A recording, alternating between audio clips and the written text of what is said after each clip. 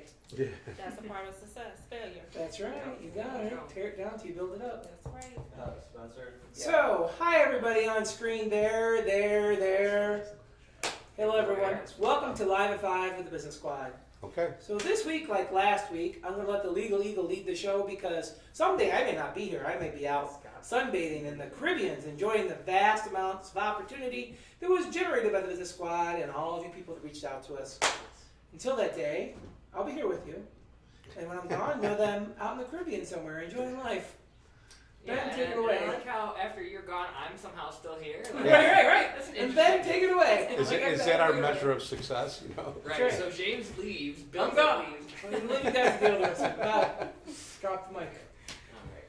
So this month, our theme for the Business Squad is going to be nonprofit issues, and so we'll give a quick introduction first, and then we're going to kind of dig into a lot of nonprofit stuff. So, like James said, I'm the Legal Eagle, Benjamin F. VanGelderen, PLC. I do contracts, compliance, license work, all that kind of stuff.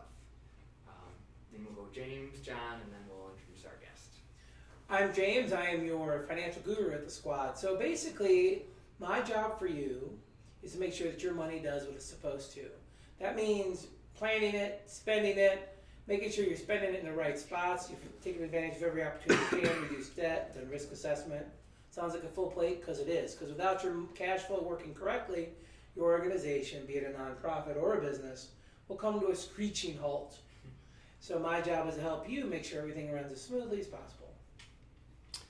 And my name is John Schemanske. I'm with Cocapelli Financial and a proud member of the Business Squad, and I am your independent life, health, long-term care, and disability insurance advisor, and I'm here to make sure that you're protected. So, and your employees are happy. How's that? That sounds good. My name is Jamie Polk. I'm the Executive Director and founder of the Bravo Foundation.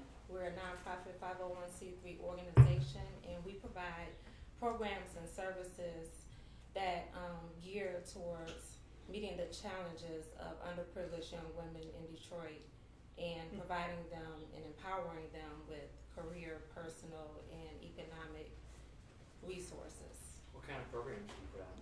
So, well, no, we don't waste any time. Well, Every organization says they do programs and services, and it's just like, what does that even mean? Right, what does that mean? So we took a cause, which is homelessness. And I took that cause because it's one of the issues that pertain to poverty. And it's something that no one is immune to. And so there are outcomes of poverty, which is one, homelessness, crime, blight, those type of issues. And then you have the underlying causes of homelessness and poverty. And that's the lack of education, that's teen pregnancy, that's single parent homes, that's lack of basic need items. And so we created programs that will prevent homelessness and poverty.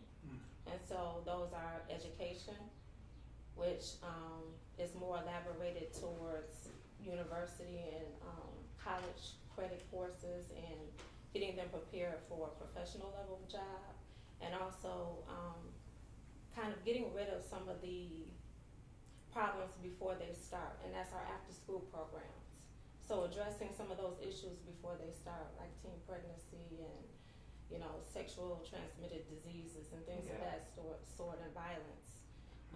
And then the basic needs. A lot of people lack those things and they don't understand the severity of those social economic issues and how they cause other things like poverty and being homeless. Right. So those are our programs that addresses the poverty and homelessness situation in the city. That's awesome.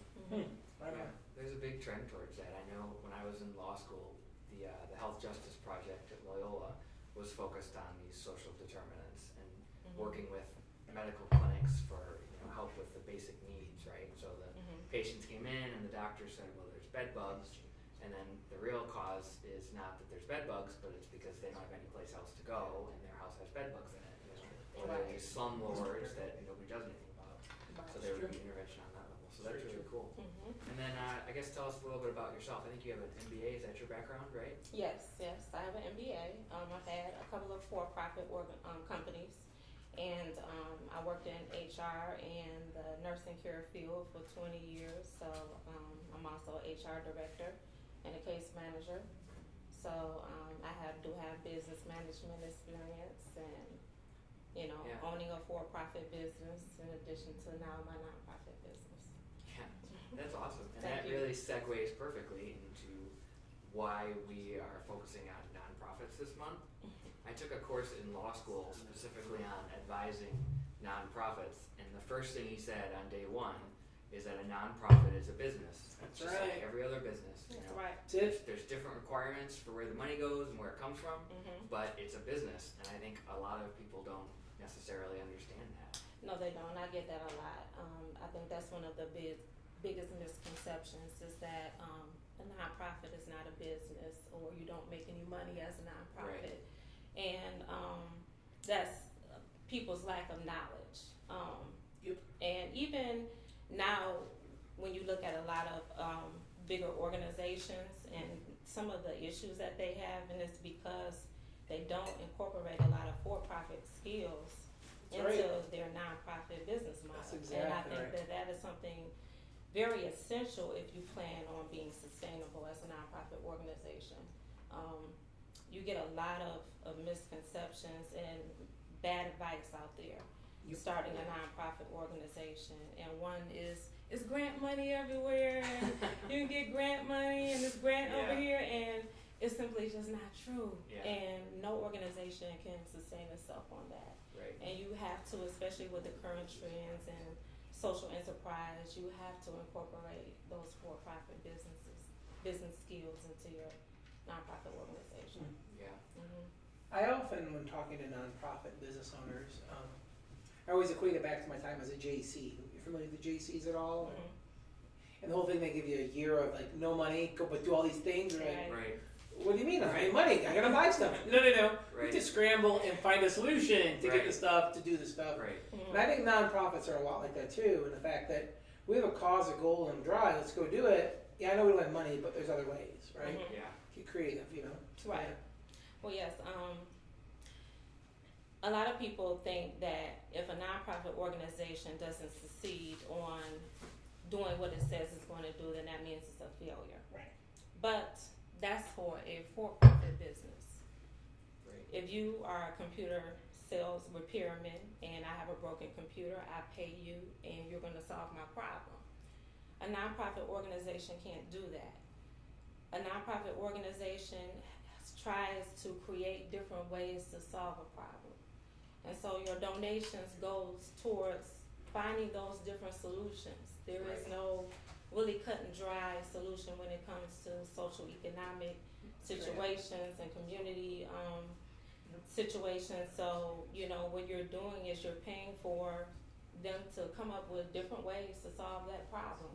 Whether it be in research, whether it be, certain type of programs or services, but there's not a fix-it-all for these problems, unfortunately. Can you give us an example, like how you're bringing this to bear in the community? Like, are you using volunteers and putting on some of these educational courses, or how is it working? I mean, on the street level, how do we see you guys in action, so to speak? So we do utilize volunteers. Right now, we're developing different partnerships. So one of our main goals, our first goals, is that we're partnering with the University of Phoenix for our workforce development program. Awesome. And that is good because I don't want to put just a Band-Aid on the problem. Mm-hmm. I don't want to give people an $8 an hour job and say, okay, I solved your problem, you got a job. Right, and you didn't, because then they're stuck, starving, and they don't know the next level. Absolutely. Right, and they make just enough to To get start. by, right. Yeah. Honestly, to start. Well, Exactly. now aid is not available to them, Absolutely. So Right. they still have childcare issues. They're still a single parent, most likely. They still lack a lot of their basic needs and need help, and just one bad situation can put them right back to where they started. And so to give them something that will empower them, give them something that they can put on a resume, give them something that can get them a professional level job. Mm-hmm. That will sustain them. In addition to providing other resources and trying to assist them Right. with the other barriers that they may be. So University of Providing. Phoenix gives them access to classes that, Yes, and so maybe their tuition online free, courses, right? yep, Okay. they get those for free or Terrific. low cost.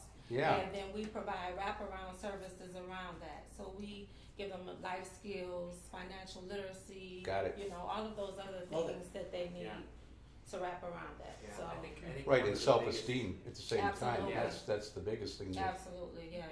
Yeah. Mhm. And I think one of the biggest resources you have as a nonprofit is Mhm. that when these companies like University of Phoenix help you and align with you, Yes. you know, there's tax benefits, I'm sure. They get to Mhm. say that we're doing this, and so like Jane one can of the tell you ways about to get that. around not having as much money as for profits is building relationships with businesses like. Absolutely. How did you get connected with University of Phoenix? It was so funny. Well, of course, I graduated from the University of Phoenix, but I did most of my courses online. And when I started my nonprofit, of course, my main goal was to have an initiative for homeless youth. My background is that I grew up in the city. I was homeless. I had a 6-month-old child when I was homeless. And so I experienced all of those issues that go along with living in the inner city and, you know, how those barriers really affect you. Mhm. And how it's hard to make it when you have all of this negativity around you, the crime, you know, just your whole environment is just bad. And it's hard to get through that. So anyway, we adopted Matrix off the street, which is a homeless youth shelter. And I reached out to Dr. Cardwell and asked if we can have a donation bin at the University of Phoenix. That was the only person that I thought to ask, not knowing that she was on board of Matrix. Oh, And okay, there you so, go. you know, the event really was successful.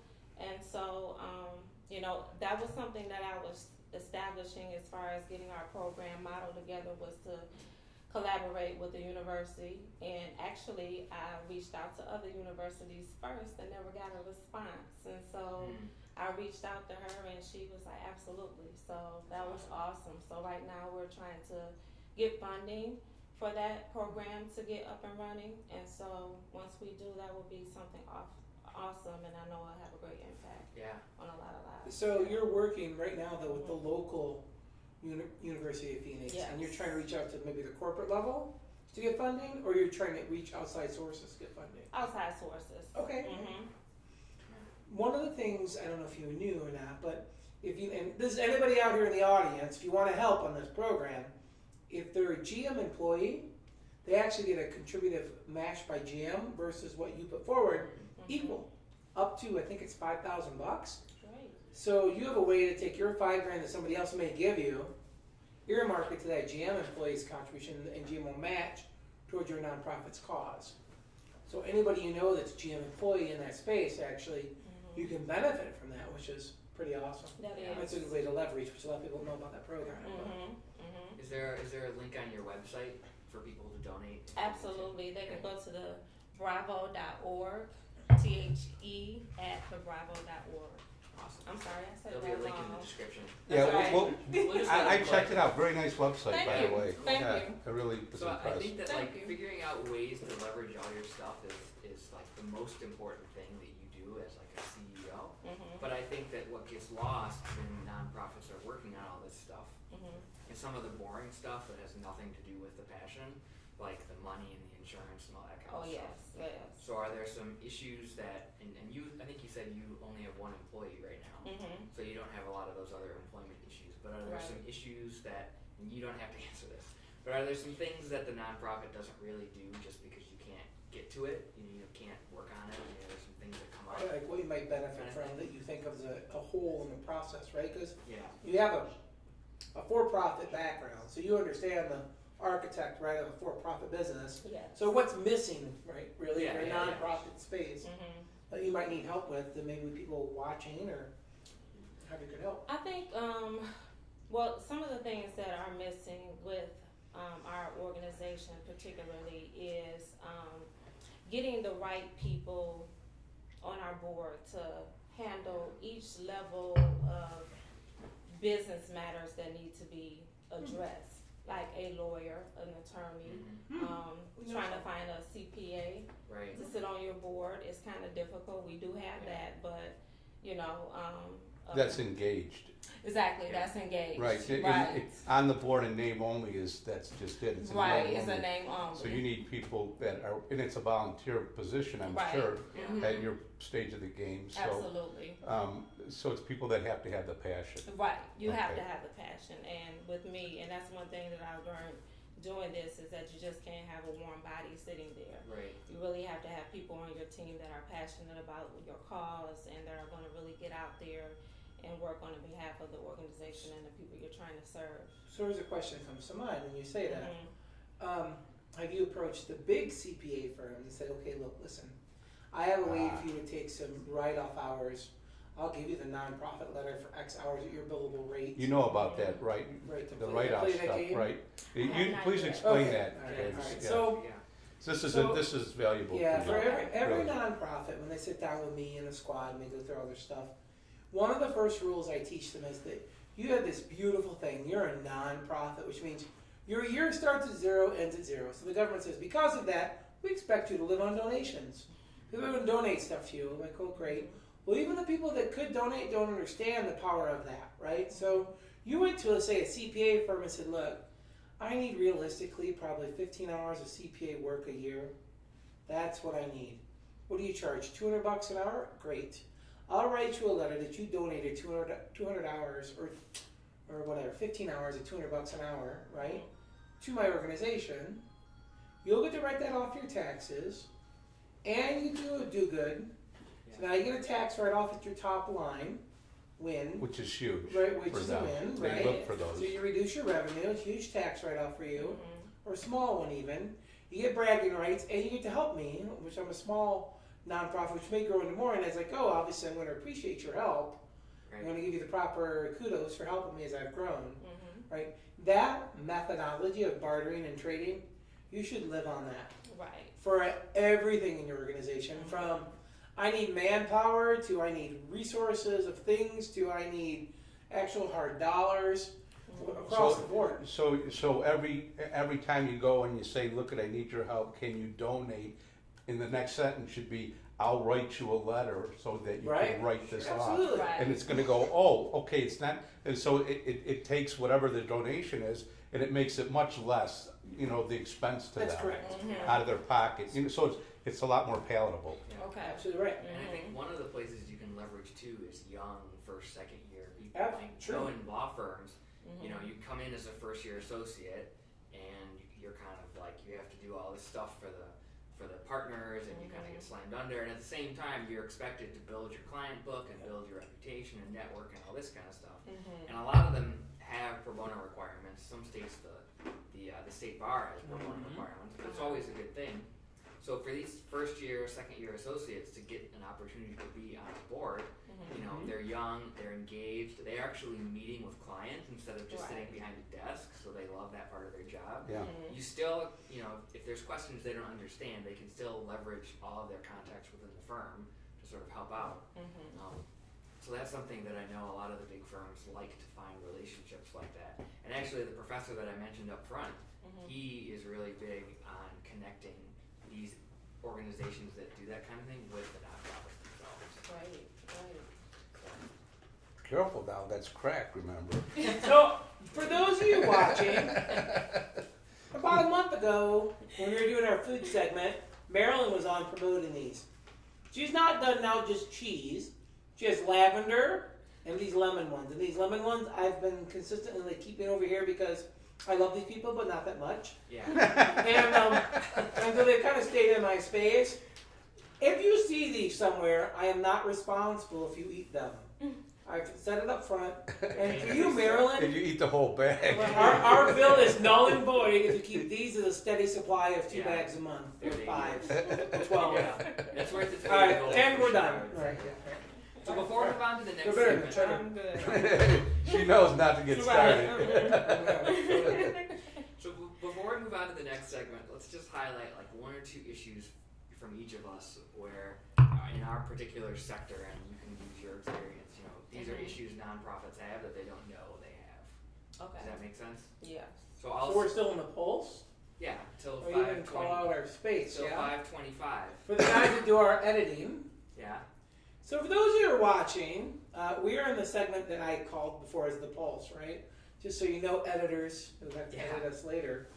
I'll Right, send in yeah. the timestamps. All right. Okay. Yeah. Anyways, so I guess the one that I would kind of pull out, and it's kind of in Dave Thurau's Yeah. wheelhouse too. What's the biggest But it's one? really liability and liability Sure. insurance. I mean, you Oh, gotta yes. have directors and officers liability because Yep. people won't sit on your board if you don't have it.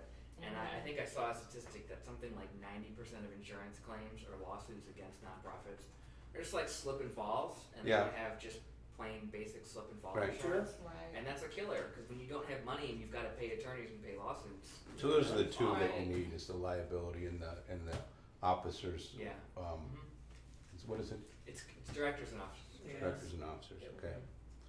And that's for Dave, and Dave is our property casualty insurance. Well, he's our guy. commercial insurance person, right? Yeah. Who does all the insurance for us. You know, Yep. That's based. and he'd be talking about that right now if he was here. Okay. Right, right. Yeah. Mm-hmm. I'd argue too, financially, is the fact that, like you said before, that the owner of a nonprofit, they don't realize that it is a business. Mm-hmm. At the end of December 31st, you better make sure that your amount you owe equal the amount you brought in. Right. And you can't wait till December 31st to make that happen. Right.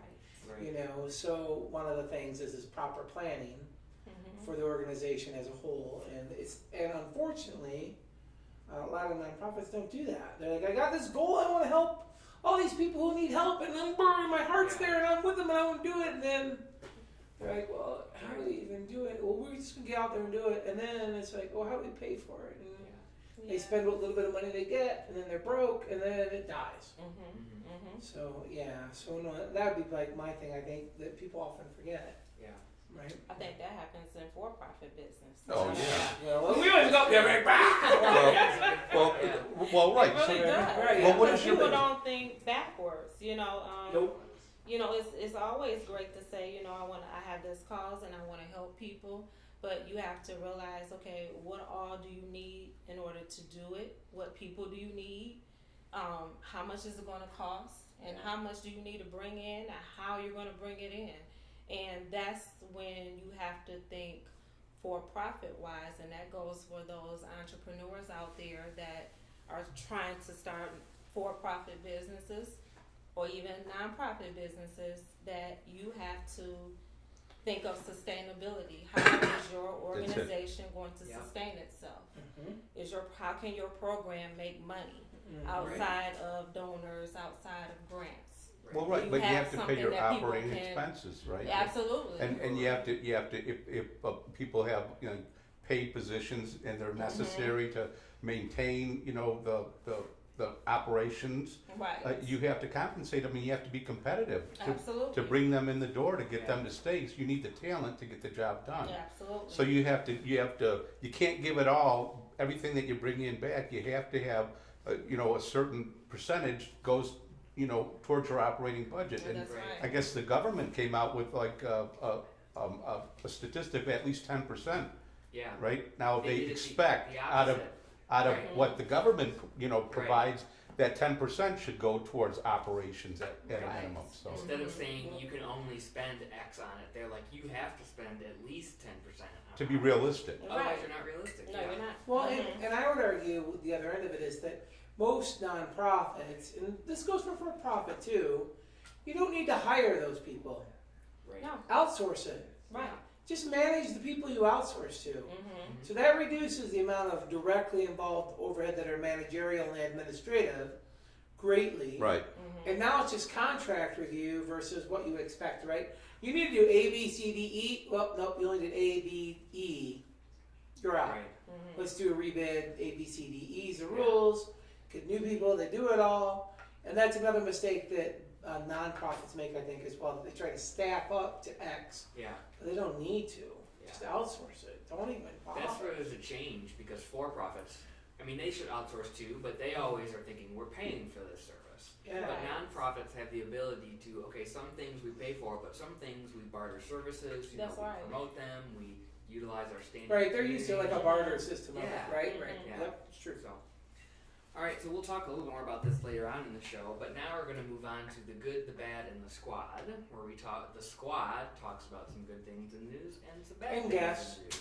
And the I guests. guess, You're you a know. part of the squad when you're sitting in That's the right. Yes, that's Honorary correct. squad member. You're drinking a part Manhattan. of the family. Yeah. You're in. Oh no, you're not Welcome supposed to to the tell fam. that. That's her secret. I know, right? Sorry, babe, it's not. It's Kool-Aid with ice cubes. She's keeping it real. Our Kool-Aid is hot up in here, and she ice cubed it up, so it's okay. Yeah. Yes, I brought in a bottle of non-alcoholic wine last week so people could do exactly that, and everybody else was like, why the hell did you do that? Nobody's gonna Right, if I'm going to drink it, I'm drinking it. Those are attitudes. Is that stuff that you had me pour out? No. No. Yeah, probably. That's what it was. Oh, I'm I so just sorry. strong I didn't know about that. Okay. Yeah. But anyway, so you were saying, Ben? So the first story is one that's near and dear to my heart because I did study abroad in Rome, and Rome is the most incredible city on the planet as far as I'm The most? concerned. The Really? most, yes. And one of the reasons for that is that when you're walking around in the city, you can turn the corner, and just sitting there is something that was made 2,000 years ago, and it's just like a fire hydrant in the city. It's just like nobody pays attention to it, but it's a little statue or a little face or whatever. But they have a lot of problems because the city and all this architecture is falling apart and it's really expensive to maintain it and all this. So they've come up with this idea where they're letting people, and when I say people, I mean like billionaires or huge foundations or whatever, because it's expensive. They're letting them adopt the Coliseum. They did that. They just did a huge thing. So They adopted DuPont's going to be on the side of the Coliseum now? I'm not sure how I don't know if they're going to do that. Maybe they get to put a little sign like Donald Trump's highway, because I guess I'm he, sure they he probably adopted do, a highway. Yeah. I'm sure they probably do, like get to put signs there, and I just think that's an example of it's not quite nonprofit, but I think it's really cool because they're getting creative about getting stuff done. getting stuff done. Mm-hmm. Yeah. Right, because the other That's a option is good what? idea. It falls to ruin, right? Like, Right. Yeah. if they don't have the money, and eventually it just crumbles, That's right? right. Yeah. Or you get a situation where it becomes just ignored by the government, and like with, I've been to Mexico, but they have the Aztec structures that are built, Right. and you used to be able to walk right up next to them, Yeah. and the government's like, just whatever, they're ruins. We don't care how they look. They're ruined. They're ruined. Right. Whatever. Yeah. Well, people are like, rock. Oh, Amazon, eBay. I'm selling my rock Yeah. that I stole from Ichu Pichu or whatever. Yeah, right. I from Ichu or not Ichu Pichu. Yeah, so No, they, it's- they yeah. deteriorated a lot Pizza. faster. Yeah. Yeah, right. And they're like, okay, nobody within like 40 foot. They have these big, barriers around Yeah. it, but it's better, I think, something like that where it gets upkeep and it looks kept up and people Right. take care of it and have a vested interest versus ignoring it too, because then Yeah. people strip it and then you got like 3 pebbles left, but everybody else owns a rock of it around the world. But Yeah. Well, and especially Rome. I mean, that's their Chichen tourist Itza. city. Like That's they want to what bring they do. people in, Absolutely. and they don't want to charge. I mean, you charge to go into most of these things, but like you don't want to be charging 50, 100 euros to go into the Coliseum because then Right. people won't go. You know? Right. So. yeah, Wow. no, I think that's a pretty cool idea for It myself. is. But I'm a card carrying libertarian. What do I know? Well, I don't know how the Romans would feel about that, but Right. anyway. Well, I don't think they Caesar care gets his much, due. you know. Yeah, right, that's right, true. right. Give to Caesar what he's got his face on. Yeah, that's right. They don't care after Yeah. that. They're like, do whatever. We're good with it. We're Romans. That's all right. Yeah. So the other news event that I kind of wanted to get your opinions on is this issue where a child fell Aye. into a gorilla pen at the zoo, and the gorilla, I guess, grabbed him and was Was not violent. He was just a 400-pound gorilla, and he does what gorillas do. He's checking him out. He grabbed him and he dragged him around a little bit, but he wasn't being, in a gorilla sense, Well, he'd have violent killed with him in him. a second. If But that he was the could. case. But just being a 400-pound gorilla Yeah. and a 3-year-old boy, something bad could happen. Absolutely. Yeah, and something bad did happen because they ended up shooting the gorilla. And what I think is disappointing is that there's all this blame going back and forth between people saying either the zoo screwed up and they should have tranquilized and not shot, or the boy shouldn't have been doing that and the family should have been watching him. And it's just It's a just a really shame bad when you shot. get to a state where an animal's life is valued more than a human being. Well, it wasn't though. It was the other way around. They I'm talking about the outrage. Well, yeah, some people. Oh, yeah, no, okay. Mhm. I'm once I, Yeah. that's, you know. Well, the blame is just, it's a terrible thing happened. Yeah. You know, Absolutely. yes, That's it, and move on. the child did have to contort himself and work to get, you know, himself in a position to fall in, but he's a 3-year-old kid, Right, that's what he's they a do, kid, that's you what know? kids do, right. Yeah. And the mother was there, but she had a gaggle of She's other a guy. kids. Well, that's why all kids should have leashes. Yeah. My mom has a handful of leashes, or she has tags like you have on your dog, and the kid falls over. But I mean, in seriousness, though, I read all these handlers' opinions, and honestly, I mean, I completely side with the zoo, contrary to whatever. And Peter, write a letter, I dare you. Yeah. I accept your hate, bring it.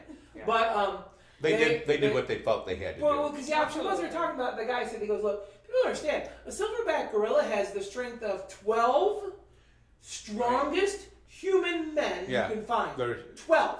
So that gorilla just goes, ooh, no toy, once. It goes, toy's not Right. responding. One time, kid's dead. Right. Because it would slam him so hard on the ground, the kid would die. Right. So they're just Right. like, oh my God, what do we do? And if they tranquilize him, he doesn't instantly go asleep. No, he has a violent reaction fights first, and and that's he's what like they said. everybody Yeah. else. And like, so he fights and he And hits the kid. boy was between his Right? legs. Absolutely. Right. So- You can't. There's nothing but in a bullet, in the head, Yeah. dead gorilla. It freaked me out.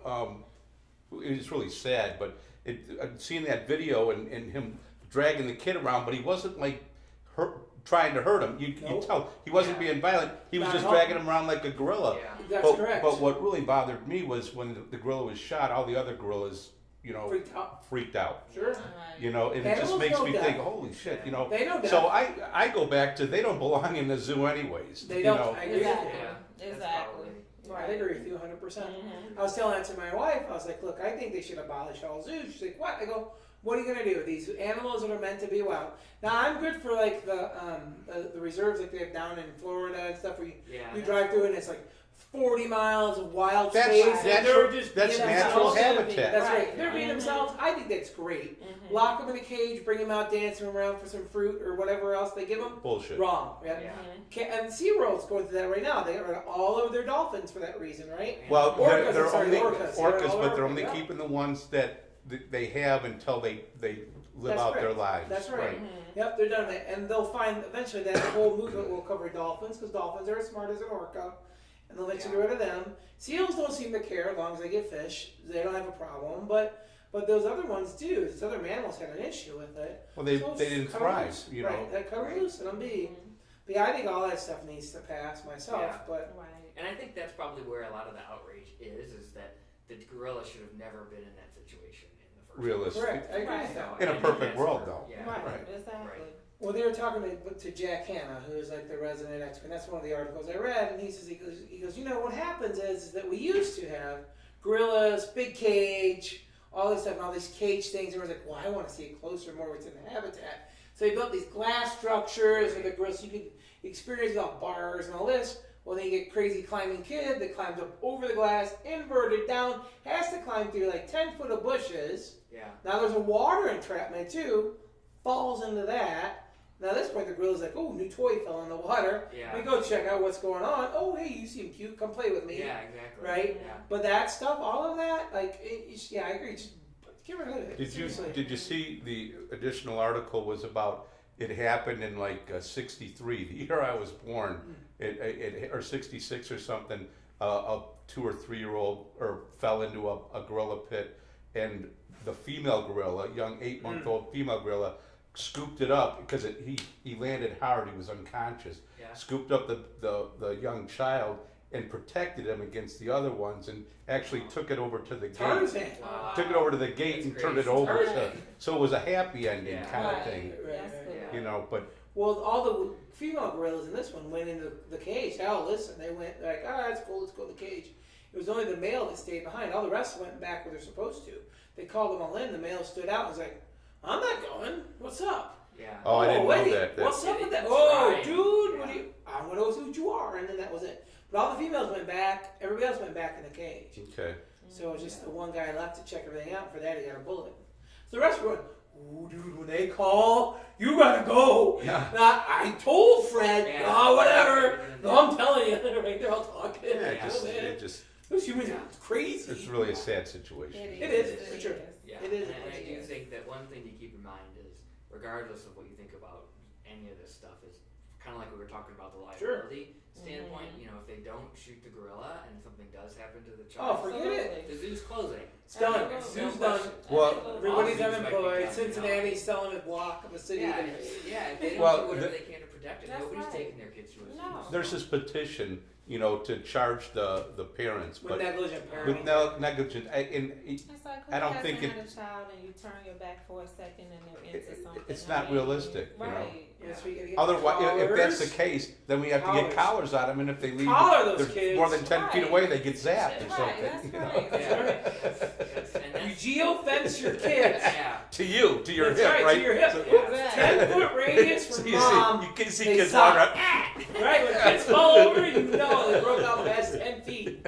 Mom walks over, told you, this sucks. Mom walks away, the kids run and keep up with it. You're right, that's right. That's right. Chase me, kid. I'm in the car now. No, Mom, no, you said you wouldn't do this. No. I bet you there'd be a lawsuit though. Maybe. Yeah, maybe. Somebody will sue somebody. that's for Right. sure. You know, Just you for would the know. sake of Like, you would know. You would know. So that we got a little. That was a fun sidetrack. But so now we're going to come to our from the field segment where we answer questions. I don't know that we've got enough social media stuff right now. I don't know if people have questions, but remember, you should be posting comments. You should be asking us Let's find questions. out. Do all this. Hi, sort of everybody. thing, and we'll Excuse answer my them lean. next week. And if I shut you off, I apologize in advance. So does anybody have questions that they usually get commonly relating to this? I mean, do you have a lot of questions that other nonprofit people What's the have? biggest misconception aside from that? It's people don't think it's a business. What are the biggest hurdles that you have to overcome in people respecting your organization and what you're doing? I think some of the misconceptions are that people think it's easy, for one, and it's not. It's very, very hard to run a nonprofit in comparison to starting a for-profit business. It is very difficult because you're literally starting from nothing and you're building that into something hopefully one day. And so You're not selling a widget that everybody's enamored with. exactly right. And then I think that people don't think that nonprofit is the nonprofit entity or community is competitive, and really it is. Even though we partner with each other, we're still competing with each other in the same sense. Yeah. For the charity dollars. right? Absolutely, Yeah. absolutely, yeah. So it is still competitive because you have so many organizations that are doing a lot of the same things, and they've been around for years, so they have a following, they have the experience, and you're trying to be noticed. Sure. How long have you guys been around? Since February of last year. Oh, so you're very you're a brand new, baby. like a baby. Mhm. Oh, you're a baby. Okay, Yes. Mm-hmm. got it. So All right. we'll be taking questions on nonprofits all through June. So if something comes up, leave a comment on YouTube, leave a comment on Facebook, Twitter. Periscope, Twitter, What's your wherever else for-profit we are. business? Well, my for-profit business was I had a home care company Okay, for it was a small home care company, private pay, got it. and then I had a child care company. Okay, Mm-hmm. and now you're 100% in this. Is that? No, I have a paying job. Oh, you work Right. too. Yes, I work. Really? Yes. You mean this isn't I'm a work for human you? resource director. Yeah, this is additional work. Additional work. Okay. Yes. So I do both. Oh wow. Mm-hmm. Not much time for yourself. I Not take that it. much. Not Right. that much. No. Mm-mm. And you're a mom. Yes, I'm a mom. I have 3 children. Oh boy. Yeah. You seem pretty sane for a mom with 3 kids. I know, right? Seriously, Yeah, yeah. No wrinkles or anything. So what do you think of that Thank tether? you, thank you. What, how old are they? 20, 19, What? Oh, and Jesus. 17. Shut the front door. Yeah. Get outta What, here. 19 and 17. come on. Mm-hmm. What? Good for you. Thank you. I was gonna say, how do you like the tether idea? But I guess. No, she's I'm Yeah. past that idea. You guys go ahead and jump in with it. Go ahead. You, 17-year-old, you got 2 months, and then hey, you know what? You and the law can still one. I got a 17-year-old and a 21-year-old. So. Okay. So, yes. Mhm.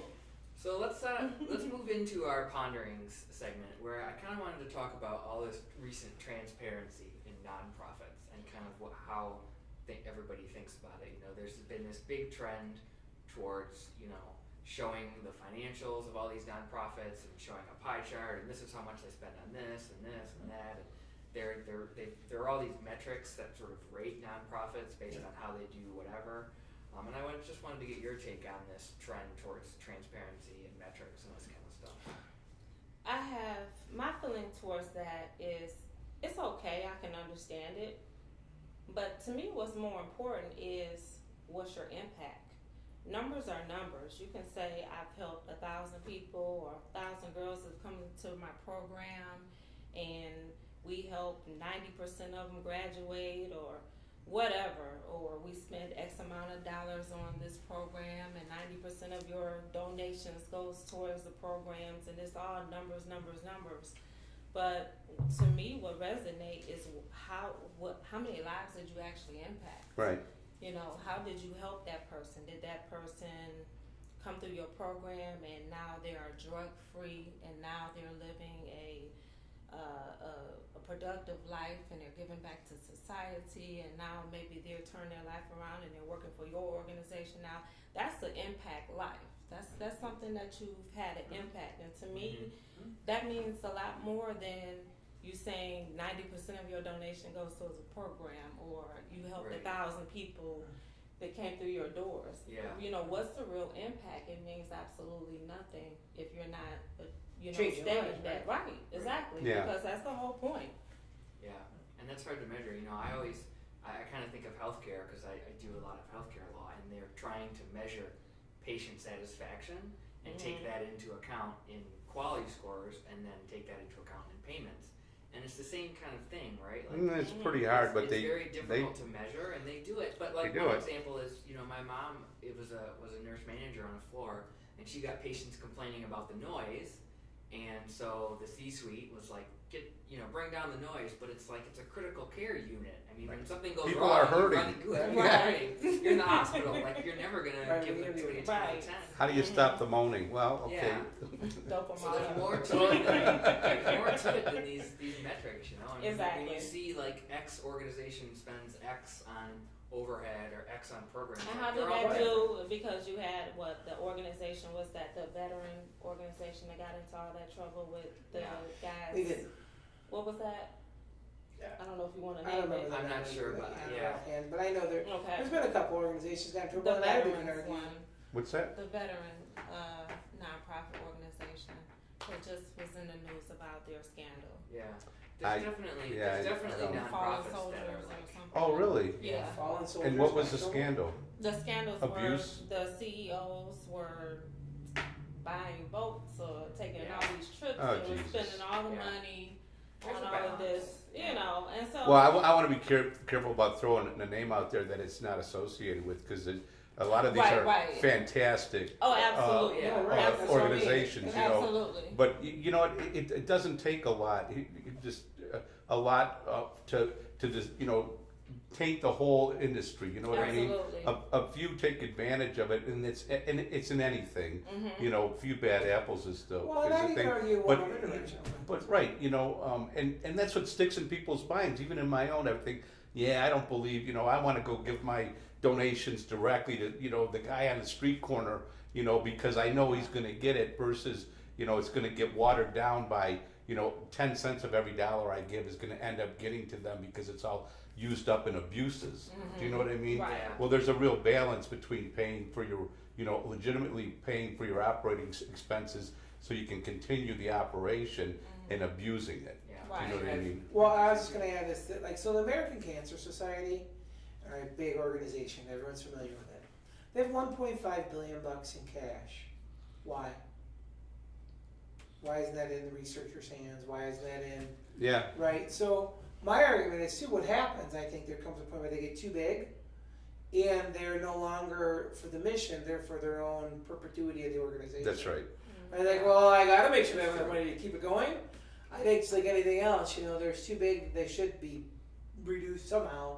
Right. Because they just get so big that they worry about being this big organization. Right. And I know American Cancer Society is one of them specifically that has $1.5 billion in cash. Why? But I do think Well, that do they you should have to? It's not the same for a for-profit organization. No. Well, maybe they're, That you have to have a good cash reserve. Well, not that much. no, I don't know, James, maybe Not that bad. maybe it's treated like a foundation now, and that what that 1.5 billion makes is what they're pushing back into. But so I'll give you an example of that, right? You know what I so mean? I get you. So let's look at it this way. So if I created a foundation tomorrow, the government says that I'm allowed to take up to 7% out of the foundation per year. I can take more, but I mean that's that amount I can take out and just spend it in perpetuity. I can keep spending 7%, and I'm allowed to take up to 3% for administrative costs. They govern that on private foundations now. So if I create a foundation by donations, that's my rule of governorship. Why should the big ones be more exempt? You can give away all you want. 7% is what you need to give away. You can't spend more than 3% to run your organization. But they don't do that on these big ones. So you get stuff like $1.5 billion in reserves. So you're like, it's a foundation, and they're okay. Then quit asking for money. Yeah. You have $1.5 billion. Start giving that away until you get down to half a $500 million. Endowment or something. I mean, I guess my thing is that I would say, you look into the why and figure it out. Sure. And see who has answers. Because I think so. One of the things that I come back to is I always think of all this NCAA stuff that I listen to, and I know they disclosed Mark Emmert's salary, and everybody got all pissed off. But it's like, listen, when you're paying somebody to be the head of an organization that's I have no problem. there's a ton of liability, and you want somebody that is qualified to be a CEO of a Fortune 500 And company. that goes back to the misconception of the nonprofit versus the for-profit, because Right. no one is up in arms about any of the for-profit CEO salaries, Right. and they are running big organizations. And Right. so, Sure. if that nonprofit organization, if that CEO has that nonprofit organization bringing in lots of money, yeah, he deserves to make a certain Right. amount of money. Why not? I have no problem with people getting paid well because you're never gonna get the talent if you don't. Yeah, right. So The I talent. want the best talent possible. I gotta pay Mhm. for that. So I don't have a Right. problem with any of that either.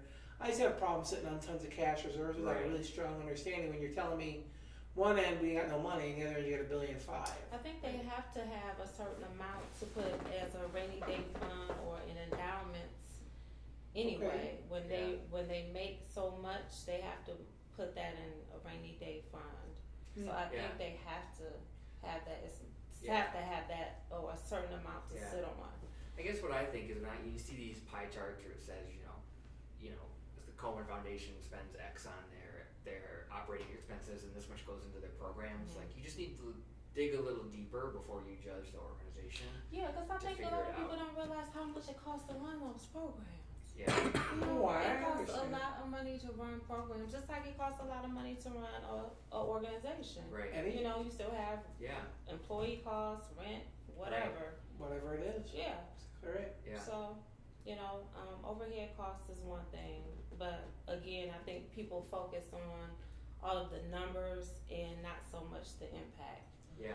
Because I know some organizations, just to have that number on their outcome and say 100% graduation rate, well, they probably kicked some kids out the program Yeah, that weren't going to graduate Sure. just to say that Right. we got 100% Right. graduation Right, rate. right. Or of So- seniors. Exactly. Or So what whatever, about right? those other ones? Right. What Yeah. instead of tweaking your program and say, okay, well, what are we not doing well to reach these service. other Right, Right. the service ones element. that right? Exactly. So how do you balance then as a nonprofit, and how do you balance that these metrics matter and people, because it's the reality is that people look at them and say and judge your organization based on them.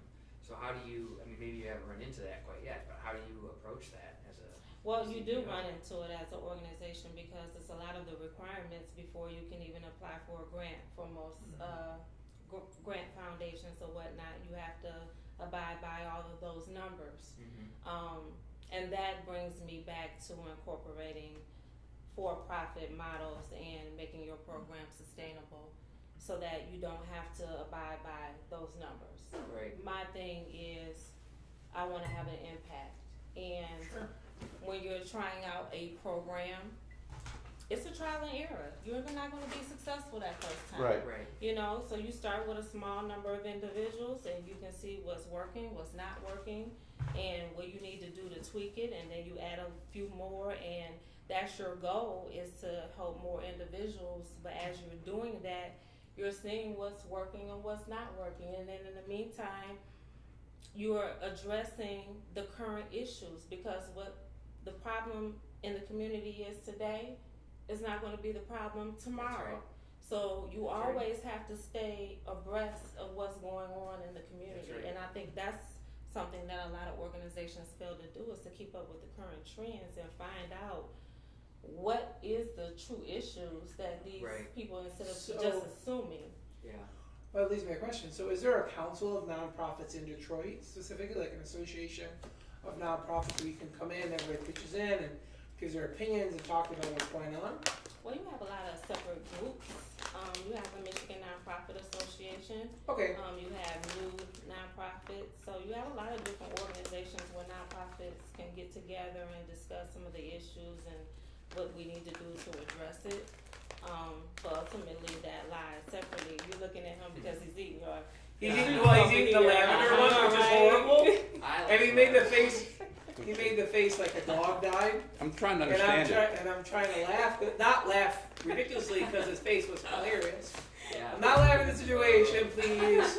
No hate mail needed anywhere in cyberspace. But he ate one of these Relaxed lavender show. cheesy crack things, and they are not tasty, Maryland.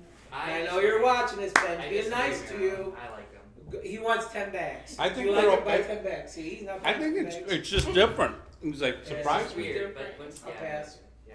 I But think no, that's one of the I big just wondered. advantages as like a nonprofit though, is that when you're a business and you need to figure out how to do something, you generally got to pay somebody to do it. But I think as a nonprofit, there are enough resources out there that really it's a little bit easier, because you just need to know, okay, we need a business plan, somebody help us, and then you can find somebody to help you. Whereas as an entrepreneur, you need a business plan and you probably need to pay somebody, which you still need a business plan, you still have to pay for one. But I think that nonprofits is a little bit easier because there's more resources. Is that your experience? Or? No. Okay. I was gonna say. She's right. I was gonna say. No, Oh, where are you from? I know, right? You know. No, yeah, I don't think so. There are a lot of resources out there once you learn about them, but it's a matter of, are there good resources? Yeah, that's a good And that's the difference. That's a good point. A lot of people, or a lot of organizations or companies, they have all these set up free resources, or even there are companies that have you pay for stuff.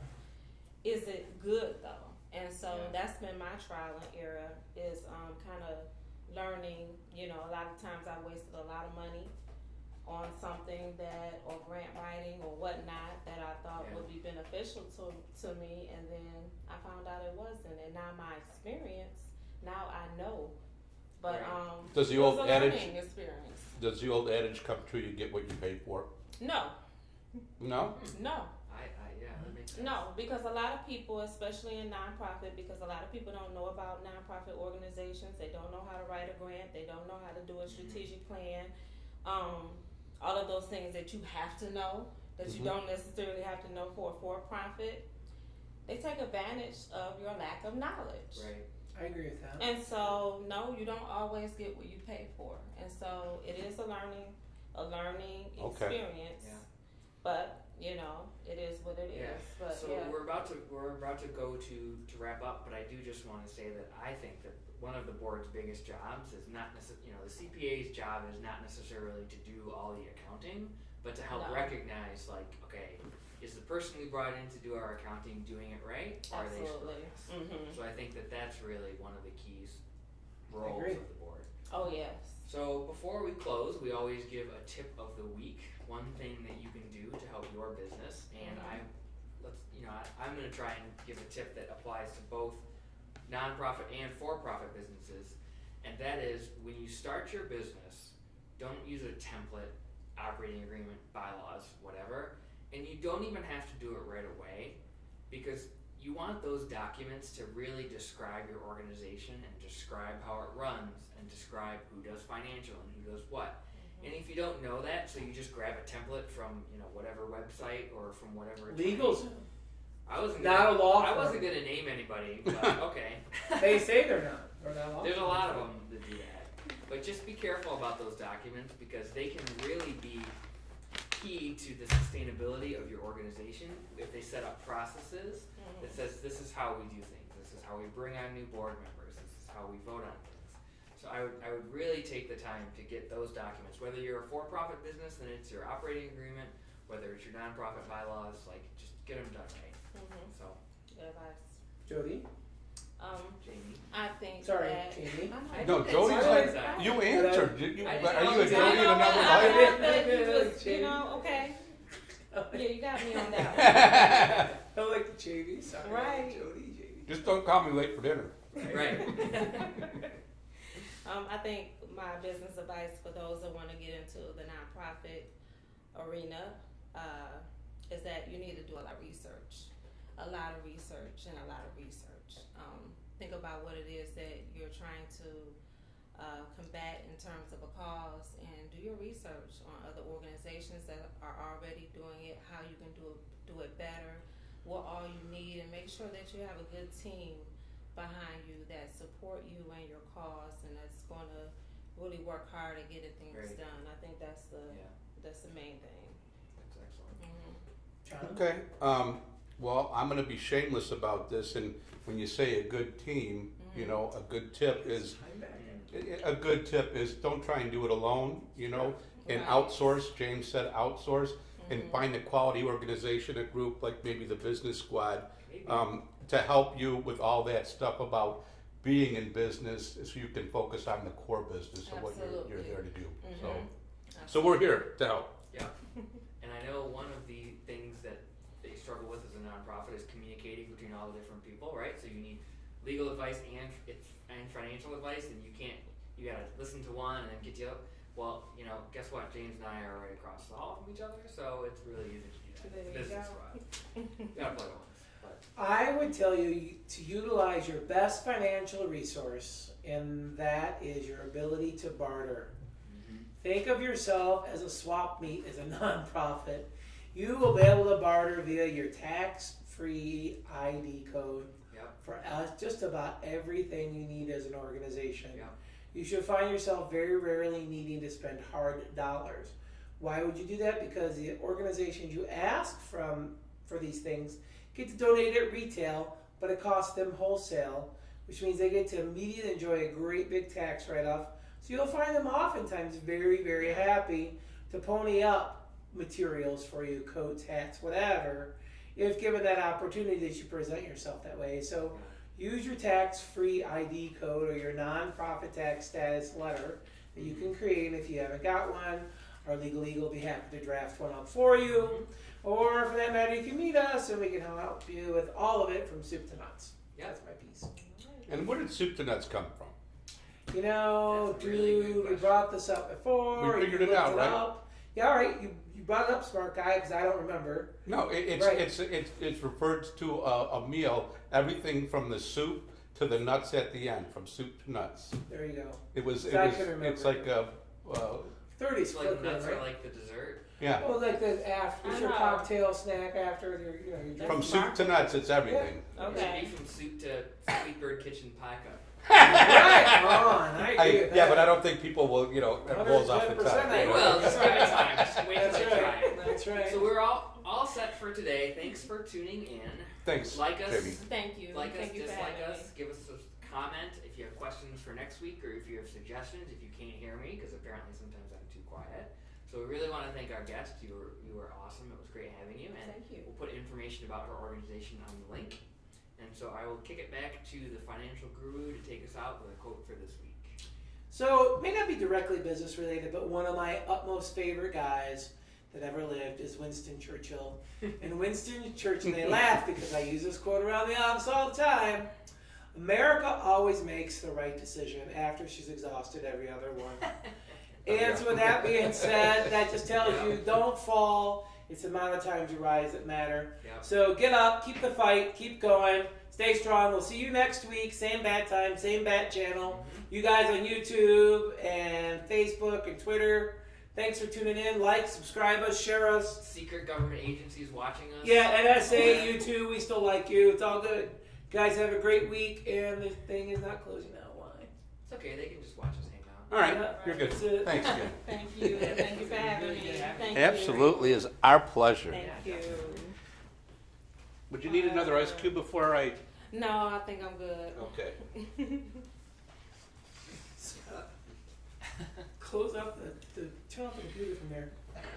Because well, what's the screen? That'd be the part you didn't It's work. not. Yeah, it's not working. I don't know why.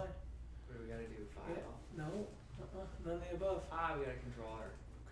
It's not closed now. I know, that's what it did. It brought that box up, and I don't know what the box is. I can't read it. Hey, everybody, this is what behind the scenes looks like. We're currently at Chaos when your software says, I don't want to die. I will live forever. It's okay. And then see this guy in camera now, and this This is is Scott Scott, Mixer. who's- Scott Mixer is one of the brains Scott of our Mixers, video what a production. name. That's right. And then we have Spencer You were off born for camera. this. And moving around. We can't talk about Spencer. And those of you up there, For out or not. nope, We're not yet. not out yet. Because it doesn't want to die. It will live forever. Well, And